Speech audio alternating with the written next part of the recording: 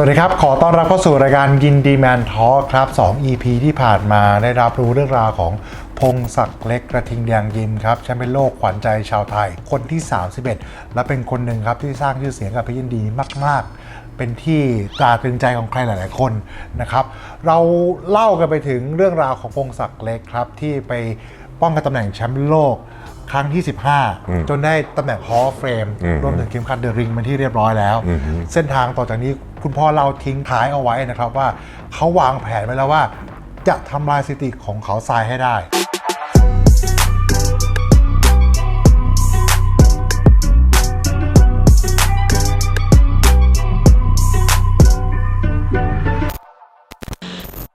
ครับก่อนจะไปฟังเรื่องราวของพงศักดิ์เล็กกันต่อครับอย่าลืมครับกดไลค์กดแชร์กด Subscribe ให้กับช่องยินดีแมนทอล์กด้วยนะครับเอาล่ะครับหลังจากที่ชนะในไฟที่15แล้วหลังจากนี้ก็คือวางแผนแล้วครับว่าจะทำลายสถิติของเขาทรายกาแล็กซี่ให้ได้ทำสถิติไว้19ไฟป้องกันตำแหน่งแชมป์เป็นโลกของ WBA ของ WBA ถ้าเกิดพงศักดิ์เล็กป้องได้20ไฟก็คือทำลายสถิติทันทีทำลายสถิติทั้ง WBA WBC เท่ากับเหลืออีก5ไฟเหลืออีก5 ไฟใช่ทำไงพ่อวางแผนยังไงตอนนี้ก็พ่อก็จัดพงศักดิ์เล็กป้องกันแชมป์ในครั้งที่16ในประเทศไทยครับผมในประเทศไทย17ในประเทศไทยครับ18 19 20อีก3ไฟครับญี่ปุ่นก็มาติดต่อใครไดโตะไดซูเกะเอาอีกแล้วไดซูเกะเนี่ยแหละมาติดต่อไฟที่3ไฟที่3ไฟแรกมันโดนน็อก34 วิไฟที่2กับโยนผ้ายอมแพ้แตกไฟที่3มันมาอีกแล้วหมูดิหมูให้ใจคิดว่าหมูตอนนั้นว่าไปก็ชนะแน่แต่ความคิดไม่อยากไปตอนนั้นคิดไม่อยากไปเพราะมีการได้คุยกับทางกระทิงแดงว่าอยากจะสร้างสถิติของพงศักดิ์เล็กเนี่ยเป็นสถิติโลกของทุกสถาบันระหว่างที่เจรจาเนี่ยไดซูเกะก็มาเลยผู้จัดการไดซูเกะก็มาเลยเสียตังค์เขาบอกไปเถอะหมูไปเอาตังค์แล้วค่าตัวดีด้วยจัดเมืองไทยก็ไม่เหลือจัดเมืองไทยก็ขาดทุนนะครับต้องลงทุนลงทุนเพื่อสถิติอย่างเดียวก็เอาสุดท้ายไปก็ไปไฟที่18ครับไปต่อยที่มาเลยนิดเดียวเลยนะนิดเดียวแล้วก็ไปต่อยที่ญี่ปุ่นสนามมวยโคราโคเอนโตเกียวไม่มีถ่ายทอดสดจัดสนามมวยเล็กๆอยู่ได้ประมาณ 2,000 กว่าคนเองแล้วก็ไม่ใช่ว่าคนญี่ปุ่นเขาตั้งความคาดหวังนะว่าไดซูเกะต้องได้แชมป์เขาก็ไม่คิดว่ามันแพ้มา2 ครั้งแล้วอ่ะสปอนเซอร์ก็ไม่มีอะไรก็ไม่มีแต่ว่าอยากจัดเขาอยากจัดถามว่าไปด้วยความประมาทบ้างไหมมีประมาทหนึ่งในตัวพงศักดิ์เล็กก็ประมาทด้วยครับพอถึงวันโชคจริงโอ้ไดซูเกะวันนั้นเตรียมตัวมันดีมากชิงออกหมัดก่อนให้พงศักดิ์เล็กนี่เสียจังหวะหมดเลยการชกก็ผ่านไปทีละยกเราก็หวังว่าเดี๋ยวขอหมัดเดียวได้พงศักดิ์เล็กก็ไล่แบบหวังจะต่อยให้โดนเอาให้น็อกไดซูเกะนี่ไม่ปะทะเลยมาหลบหลีกอย่างชกมวยหลบหลีกดีมากแล้วก็ต่อยหมัดนี่ชิงจังหวะต่อยก่อนทุกครั้งท้ายเราก็เสียแชมป์โลก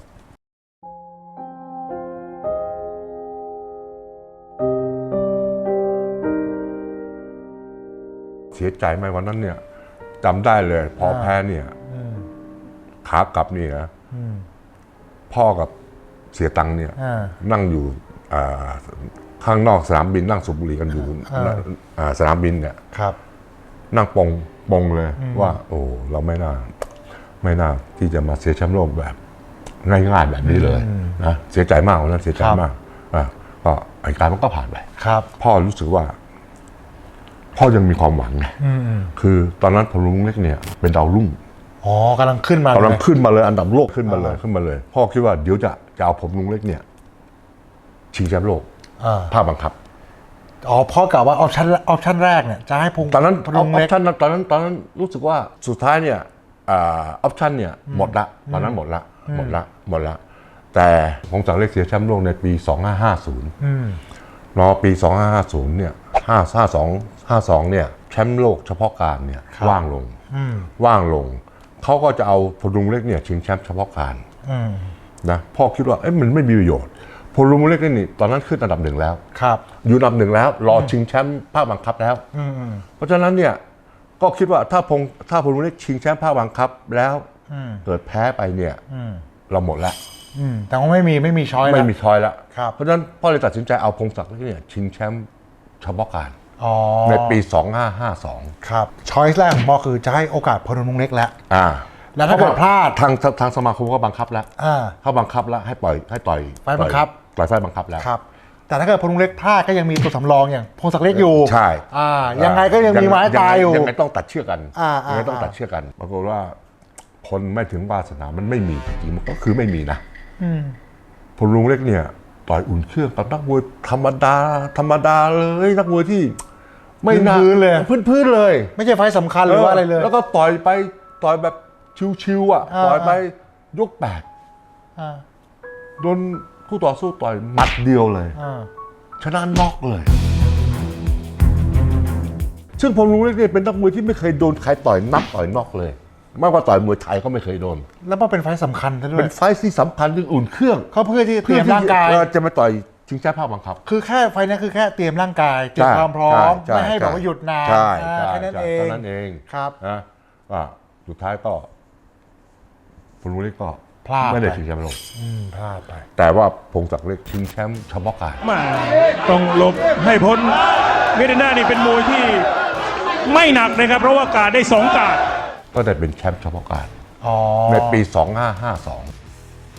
แสดงว่าหลังจากที่เราเสียแชมป์ก็ต้องรอนานพอสมควรเหมือนกันนะ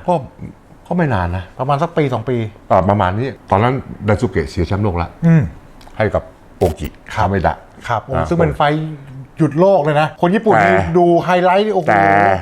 โกกิคาเมดะเนี่ยมันอยู่ในออปชั่นของไนโตะนั้นเพราะฉะนั้นเนี่ยทาง WC บังคับให้โกกิเนี่ยตัดเชือกกับ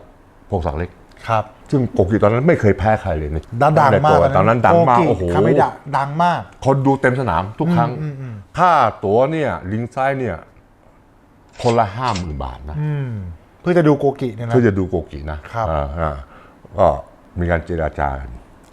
ว่าจะต่อยเมืองไทยหรือญี่ปุ่นครับก็แบบเดียวกับที่ชัดชัยต่อยกับยูรินั่นแหละเหมือนกันเลยครับพ่อรู้อยู่แล้วเขาต้องจัดเพราะว่าจัดแล้วไงเขาเหลือเยอะแน่ๆโกกินี่สปอนเซอร์นี่เขามหาศาลครับนะก็พ่อบินไปญี่ปุ่นเลยครับไปเจรจาคุยกันสุดท้ายเนี่ยก็ญี่ปุ่นเขาก็เสนอราคามาแล้วก็สุดท้ายเราก็โอเคแต่ต้องมีข้อแม้นะว่าต้องจัดโอเลดงซึ่งเป็นแชมป์โลกจูเนียร์ไฟเวท105 ปอนด์ป้องกันแชมป์ที่ญี่ปุ่นด้วยโอเลดงไปป้องกันแชมป์พงศักดิ์เล็กต่อยคู่เอกไปชิงแชมป์ซึ่งตอนนั้นอะไรมันก็ยอมหมดใช่ขอให้ได้ไปจัดที่ญี่ปุ่นเพราะว่าเขาต้องการพงศักดิ์เล็กครับเพราะฉะนั้นโอเลดงก็เลยมีโอกาสไปป้องกันแชมป์โลกที่ประเทศญี่ปุ่นซึ่งเป็นร่วมรายการเดียวกับพงศักดิ์เล็กครั้งแรกเลยพ่อครั้งแรกที่โอเลดงได้ไปต่อยที่ญี่ปุ่นวันนั้นเนี่ยเป็นวันรายการมวยเป็นวันที่ยิ่งใหญ่มากความคิดของพ่อนี่นะดูแล้วพงศักดิ์เล็กไม่น่าชนะได้พ่อยังคิดว่าเพราะโกกินี่เก่งมากตอนนั้นเก่งมากเขาฮอตแล้วเขาแฟนคลับเขาเยอะแล้วเขาชนะไดซุเกะเนี่ยชนะแบบสวยงามใช่ไหมแล้วพงศักดิ์เล็กก็ตอนนั้นอายุก็เยอะแล้วเริ่มโรยแล้วก็แสดงว่าก่อนเดินทางเนี่ยพ่อตั้งความหวังไว้ไงว่าเราไปชิงคนนึงเราไปป้องอีกคนนึงขอจะกลับมาสักชนะคนนึงก็พอนะขอถือว่าสมความสำเร็จแล้วถือว่าโอเคแล้วก็คือตั้งความหวังไว้ที่โอเลดงโอเลดงครับแล้วก็เราก็เดินทางไปชกปรากฏว่าโอเลดงชนะทีนี้พอพงศักดิ์เล็กก็คิดว่าขอชกให้สนุกแล้วกันนะแล้วก็ยังไงก็โอเคแล้วเราก็พอใจแล้วนะปรากฏว่าวันนั้นพงศักดิ์เล็กปล่อยแบบพระเอกเหมือนกับอะไรสิงห์เลยเป็นเทพโอ้โหต่อยแบบต่อยโกกินี่ฝีมือเลยนะไม่มีลูกสู้เลยต่อยแบบจากปกติเป็นมวยบู๊นะวันนั้นต่อยฝีมือนะต่อยหมัดโดนทุกหมัด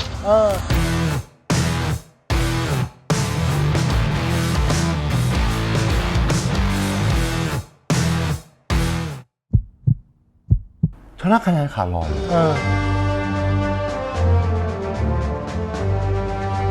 แชมป์โลกสมัยที่ 2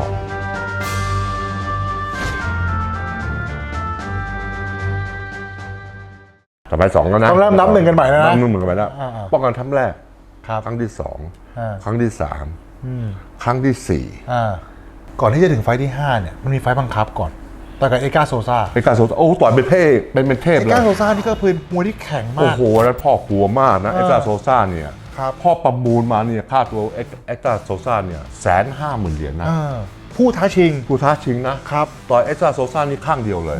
แล้วก็โชว์ฟอร์มแบบโอ้โหคงสั่งได้ต้องป้องกันแชมป์อีกเป็น10 ครั้งอ่ะ คือถ้าเกิดผ่านตัวนี้ไปได้มันก็ไม่มีไฟท์บังคับแล้วในช่วงเวลาที่เหลือ ใช่ใช่ใช่ เราก็สามารถจะเลือกคู่ชกได้แล้ว ใช่นะครับแล้วเนี่ยพอถึงตอนนี้ต้องยอมรับว่า ก็ไม่ได้ไปคิดแล้วว่ายังไม่รู้ว่าจุดจบจะไปจบตรงไหน ใช่ เพราะว่าผ่านตัวแข็งสุดไปแล้ว ใช่ ตอนนี้ก็เหลือตัวรองๆแล้ว ที่จะเก็บไปเรื่อยๆเก็บเลเวลไปเรื่อยๆนะครับตามภาษาเกมมาบอกเก็บเวลเก็บเวลไปเรื่อยจนไปถึงไฟท์ที่ชลบุรีซอนนี่บอยจาโร่ โอ้นี่แหละเนี่ยชื่อนี้พอจำแม่นจำจนติดตาถึงทุกวันนี้จำจนขึ้นใจเลยว่า ตัวนี้แหละที่ทำให้ชีวิตของพงศักดิ์เนี่ยพลิกผัน เหลือเชื่อนะ เหลือเชื่อวันนั้นพ่อยอมรับเลยว่าพ่อตัดสินใจไม่ดี คือผมต้องบอกแบบนี้ก่อนนะครับว่าหลายๆคนเนี่ยชอบสบประมาท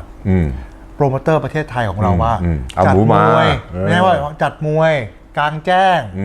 แล้วก็ถึงเวลากลางแดดกลางฝนเหมือนกับทำให้มันไม่มีราคา เราได้เปรียบ เอาเขามาร้อนตากแดดชกมวย แต่ในความเป็นจริงแล้วในมุมโปรโมเตอร์คืออะไรทำไมถึงต้องจัดมวยกลางแจ้งแบบนั้น เพราะอะไร เพราะคนเข้าไปดูเป็นหมื่นนะแล้วก็ถามว่าประธานจัดเนี่ยเขาก็ต้องการคนเยอะอะ ครับ ใช่ไหมถ้าไปจัดสนามมวยเวทีลูมินีรามันไม่พอจุอ่ะ ครับ ใช่ไหมไม่พอจุอ่ะแล้วก็พูดจริงๆล่ะแต่ละจังหวัดเนี่ยที่เขาเอานักมวยแชมป์โลกไปจัดเนี่ยเขาก็ต้องการโปรโมทจังหวัดของเขาแล้วจังหวัดแต่ละจังหวัดที่จะมีสนามมวยมาตรฐานจริงๆมันไม่มีมันไม่มี ก็ถ้ามีแค่ลุมพินีกับราชดำเนินมันไม่มีเพราะฉะนั้นแต่ละจังหวัดก็กลางแจ้งสนามฟุตบอลบ้างจัดที่หน้าสารกลางบ้างอะไรตรงเนี้ยใช่ไหมเพราะฉะนั้นแล้วก็ต้องยอมรับความจริงว่าคงจะโปรโมเตอร์คงจะไม่มีปัญญาที่จะไปเช่ารอยัลพารากอนฮอลล์ทุกไฟล์หรอกใช่มัน ถูกไหม ใช้เงินเยอะแล้วก็มันดูฟรีไม่เสียตังค์ คนที่ดูฟรีบางทีมีแจกของอีกนะซึ่ง มันไม่เหมือนกันในต่างประเทศไงพ่อ ไม่เหมือนลาสเวกัสบางทีไฟท์สำคัญลิงไซด์เขาขายบัตร1 ใบเป็นแสน ใช่ ถูกไหม ใช่ปาเกียวต่อยไม้ไทสันต่อยใบเป็นแสน ต่อยได้ในแบบอารีนาใหญ่ๆใช่แต่ประเทศไทยของเราดูฟรีแต่ก็ชอบมีคนมาสบประมาทแบบนี้ไงแล้วนี่ก็เป็นอีกเหตุผลหนึ่งที่มันก็เป็นบทเรียนของเราเหมือนกันในไฟท์นี้ที่ต่อยกับซอนนี่บอยจาโร่ที่ชลบุรีเกิดอะไรขึ้นวันนั้นก็ฝนมาจากไหนไม่รู้ฝนตกหนักมากๆหนักแบบโอ้โหจนพ่อคิดว่าวันนี้จะชกได้หรือเปล่าสนามมวยนี้แฉะหมดเลยเวทีมวยนี้แฉะหมดเลยนะก็สักพักหนึ่งก็หยุดเอามวยอุ่นเครื่องก็ไปชกก่อน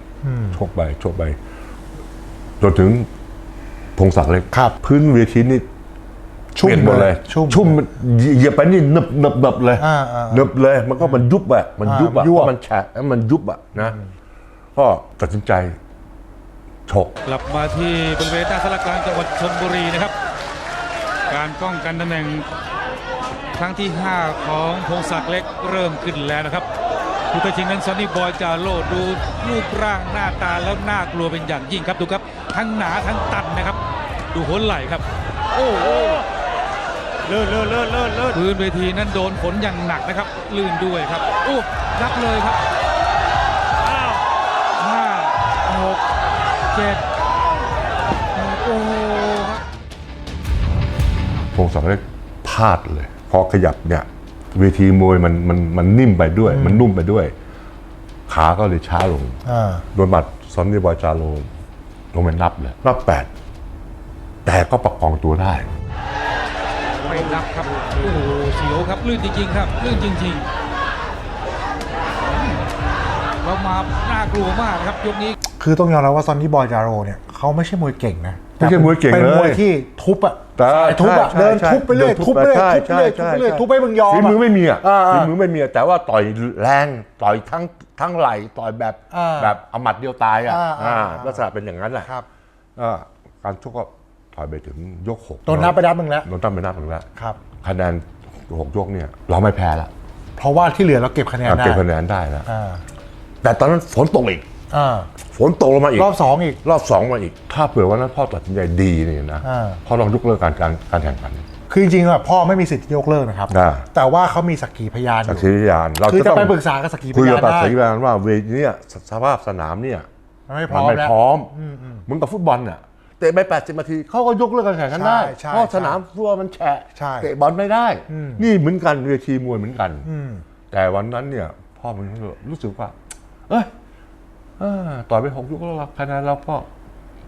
เริ่มดีแล้วนี่นะไม่แพ้แล้วนี่ก็ต่อยไปอย่างนี้เรื่อยๆก็เดี๋ยวก็คงไม่มีปัญหา ก็คิดว่าคงจะประคองตัวได้จนจบ ใช่ ก็คงชนะคะแนน โอ้โดนหลุยครับแล้วโอ้ครับยืนไม่อยู่แล้วนะครับ ยืนไม่อยู่แล้วครับพงศักดิ์เล็กโอ้ดูครับ โดนน็อกเลย เห็นใจพงศักดิ์เล็กด้วยสภาพสนามที่ลื่นไหลอย่างนี้ครับ แล้วก็เราโดนของหนักนะครับวันนี้เจอหนักแบบเนี่ยครับ หนักแล้วไม่มีโอกาสได้แก้ตัวเลยครับพักอีกทีนะครับเนี่ยครับกีฬามีแพ้ได้ชนะได้นะครับ แต่ว่าแม่เข็มขัดเส้นนี้อยู่มานานแล้วครับ เห็นของเราแพ้แบบสภาพอย่างนี้แล้วก็พูดตรงๆเลยครับว่าเศร้าใจเหมือนกันครับ จากนั้นไปโอ้โหพงศักดิ์เล็กนี่ เสียมวยไหมพ่อ เสียมวยเลยกลับมาต่อยก็ไม่ประสบความสำเร็จแล้ว ไม่เหมือน เพ เดิ ราะ ม ว่า นะ คางเคิงโดนไม่ได้เลยซึ่งจริงๆต้องยอมรับพงศักดิ์เล็กเนี่ยต่อยทั้งหมด97 ครั้งนะ โอ้โหเย เป็น อะ ส นะ ถิติที่มากที่สุดนะแต่วันนั้นก็คิดจะทำสถิติ100 ครั้งเหมือนกันอยากให้พงศักดิ์เล็กต่อยให้ได้100 ครั้ง ครับ แล้วก็เป็นสถิติที่ทั้งโลกนี้ไม่มีใครทำได้นะ100 ครั้ง 100 ครั้งกับมวยสากล มวยสากลอย่างเดียวนะครับ สถิติทั้งหมด97 ครั้ง แพ้5 ครั้งเสมอ2 ครั้ง ครับ นะตอนนั้นพ่อคิดจะทำสถิติ100 ครั้งสุดท้ายเราก็เห็นว่าไม่อยากจะ เพราะพงศักดิ์เล็กก็ดูแล้วมันช่วงหลังนี่ก็เริ่มต่อยแล้วเคยเป็นแชมป์เปี้ยนโลกแล้วมาต่อยอุ่นเครื่องเนี่ยนะก็เลยประกาศเลิกมวยดีกว่า เท่าที่ฟังทั้งหมดจากเรื่องราวตั้งแต่ต้นจนถึงตอนนี้นะครับต้องยอมรับว่าพี่กรณ์เนี่ยเริ่มต้นจากบุญพาวาสนาส่งนะจังหวะที่ควรจะไม่ใช่เขาด้วยซ้ำที่ได้ชิงแชมป์โลกแล้วจะพลัดจะผูกกลายมาเป็นแชมป์โลกแล้วก็ยืนระยะได้อย่างยาวนานมากแล้วก็ต้องยอมรับว่าเป็นอีกคนหนึ่งที่สร้างทั้งชื่อเสียงทั้งเงินทองให้กับพี่ยินดีจนสุดท้ายแล้วพอเลิกมวยแล้วมันมีข่าวที่ไม่ค่อยดีว่าพี่กรณ์หมดตัวหลายคนก็ต้องตั้งคำถามนะครับว่าที่หมดตัวเพราะว่าพ่อเนี่ยพูดตรงๆเลยนะอมเงินหรือเปล่าอมตังค์หรือเปล่าไม่ให้ตังค์เด็กหรือเปล่าทั้งที่ป้องกันตำแหน่งแชมป์โลกได้ตั้งกี่ครั้งก็ไม่รู้อะรอบแรกคือ18 ครั้งรอบที่2อีก 4-5 ครั้ง20 กว่าครั้งก็ควรจะต้องมีเงินในบัญชีแบบเหลือสบายๆแม้แต่บ้านยังไม่มีอยู่เลยใช่บ้านเนี่ยตอนหลังพ่อต้องเป็นคนไปถ่ายให้เพราะว่าเขาเอาบ้านเนี่ยไปจำนำไว้ครับเท่าที่พ่อจัดพี่กรณ์มาเนี่ยจนถึงไฟที่เขาเลิกมวยพ่อคิดว่าพ่อให้เงินค่าตัวเขาไปประมาณทั้งหมดเท่าไหร่อย่างต่ำนี่ต้องมีถึง40 ล้านนะ40 ล้านคือเงินถึงตัวเขาแน่ๆ40 ล้านบาทใช่นะครับเป็นเงินที่ไม่เกี่ยวกับค่ายแล้วนะเป็นเงินส่วนแบ่งแล้วส่วนแบ่งแล้วทั้งหมดคือ40 ล้านเป็นอย่างต่ำไม่เคยไปเช็คว่าเขามีเงินเหลือเท่าไหร่เงินเก็บเท่าไหร่ไม่เคยไปเช็คเลยก็ให้เขาดูแลจัดการบริหารด้วยตัวเองใช่ไหมครับจนมาถึงวันเลิกมวยก็มาสารภาพเกี่ยวกับเรื่องบ้านนี่แหละว่าเอาบ้านเนี่ยไปจำนำกับเขาก็อยากให้ถ่ายบ้านเพราะกลัวแม่ไม่มีจะโดนยึดแล้วก็ไม่มีบ้านให้พ่อแม่อยู่พ่อปวดไหมพ่อตกใจเลยว่าอะไรเอาบ้านไปจำนำนะทางนู้นเขาจะยึดแล้วพอไม่ส่งแล้วพอไม่ส่งแล้วไม่มีเงินส่งแล้วก็พ่อให้ตังค์เนี่ยไปพงศักดิ์เล็กไปที่โคราชเลยไปคุยกับเจ้าของเงินสุดท้ายก็เจรจากันว่าจะขอถ่ายรู้สึกว่าจะ เขาทั้งหมดจำนำไว้400,000นะจำนำไว้400,000สุดท้ายก็500,000พอ500,000 สุดท้ายเราถ่ายออกมาแล้วเขาขอ700,000หรืออะไรเนี่ยพ่อก็ถ่ายออกมาแล้วก็ให้ผมตอนนี้ไปแต่ว่ามันมาคิดดูว่าเอ๊ะทำไมธงศักดิ์เล็กถึงบ้านปลายชีวิตถึงไม่มีเงินครับก็เรียกผมให้มาคุยเสร็จเนี่ยตอนนี้ฟังให้ดีนะครับเป็นอุทาหรณ์แล้วนะเพราะว่าคนที่ได้เงินมา40 ล้านเนี่ยใช้หมดโดยที่ไม่ได้คิดวางแผนไว้เนี่ยเขาต้องมีอะไรเกิดขึ้นตอนนั้นหนึ่งชื่อเสียงเขากำลังโด่งดังคนเข้าหาเยอะเพื่อนเต็มไปหมดผู้หญิงนู่นนี่นั่นเพราะฉะนั้นพ่อหาเหตุผลแล้วว่าทำยังไงทำไมถึงหมด40 ล้านมันเป็นไปเพราะอะไรเพราะว่ามันมีอยู่3ประเด็นนะครับ1ใช้เงินฟุ่มเฟือยช่วงแต่ละครั้งพอโชคเสร็จเนี่ยใช้เงินเที่ยวทุกวันเที่ยวทุกวันแล้วต้องเลี้ยงเขาคนมาเที่ยวด้วยเป็น10 คนแล้วเป็นแชมป์โลกแชมป์โลกแล้วก็เป็นคนจ่ายตังค์2หมดให้กับผู้หญิง3หมดกับการพนันพ่อตีไว้เลยมี3อย่างนี้เท่านั้นเองเขายอมรับไหมพ่อเขายอมรับว่าเขาใช้เงินเยอะในการเลี้ยงพักเพื่อนฝูงให้เงินพักเพื่อนฝูงอะไรเนี่ยเขาถือว่าเขายอมรับว่าเขาให้เยอะนะกับผู้หญิงเขาก็บอกว่าเขาก็มีหลักนะก็ธรรมดาแต่การพนันเขาก็บอกว่าเขาก็เล่นแหละแต่ว่าไม่เล่นเยอะซึ่งตรงนั้นเนี่ยมันก็อยู่3อย่างนี้แหละนะสุดท้ายมันก็เพราะ3อย่างนี้แหละที่ทำให้พงศกรเหลือเชื่อไม่มีเงินเหลือคือถ้าเกิดสมมติเอาเงินไปลงทุนหรือว่าเอาเงินไปทำอะไรแล้วหมดยังรู้สึกดีกว่านะแต่ว่าเรายังหาต้นตอที่แท้จริงไม่ได้ว่าเหตุผลที่แท้จริงก็มีพี่กรณ์นี่แหละรู้อยู่คนเดียวว่าเหตุผลที่แท้จริงว่าทำไมเขาถึงหมด40 ล้านตรงนั้นนะครับแล้วพ่อรู้สึกยังไงครับพอรู้สุดท้ายว่าทำมาตั้งโอ้โหไม่รู้กี่ปีต่อกี่ปีแชมป์โลกตั้ง2 สมัยยิ่งใหญ่ขนาดนี้สุดท้ายกลายเป็นว่าหมดพอหมดอย่างนี้ป๊บเนี่ยคนภายนอกเขาก็จะมองว่าพงศกรได้เงินหรือเปล่าอมเปล่าพ่ออมเปล่าแต่ด้